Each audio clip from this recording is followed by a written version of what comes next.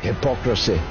But hypocrisy is the bread and butter of British and American media when it comes to China. Having caused the deaths of 1 million Muslims in Iraq, in Afghanistan, in Libya, they're shedding crocodile tears for Chinese Muslims, whose human rights they continue to lie about, even in the teeth of evidence to the contrary.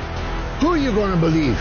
Me or the evidence of your own lying eyes? They spread baseless fears about TikTok, Huawei, as supposedly a backdoor for Chinese intelligence gathering.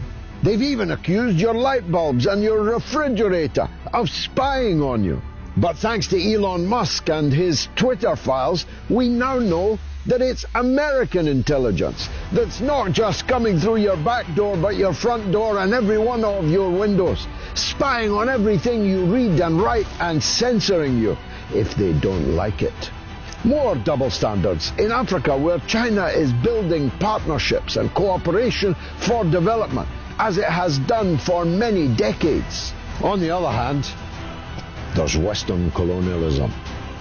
Just look at one country in particular, Belgium, capital Brussels, nowadays the headquarters of NATO and the European Union.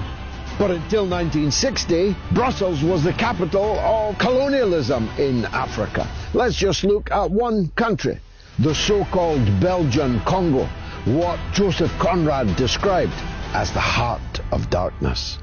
They mutilated Africans for not meeting their rubber quotas, cutting off their hands, cutting off their penises.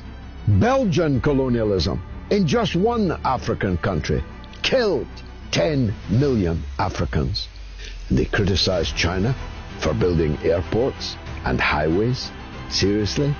China is building infrastructure in Africa. The West merely looted the continent.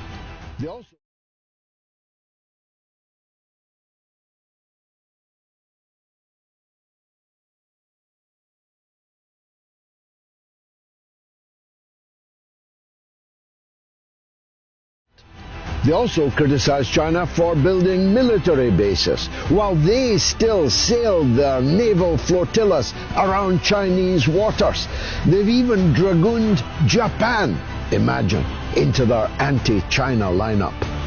From COVID to Congo, hypocrisy is the middle name of the West, where, I remind you, just 13% of the people of the world live.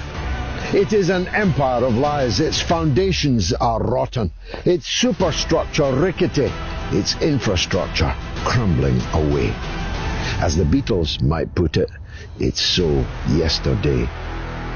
The sun is rising in the east, and all the attempts made by the West, big, small, but mostly ridiculous, to paint China as a bogeyman, while the West itself is falling apart, frankly, you'd need a heart of stone not to laugh.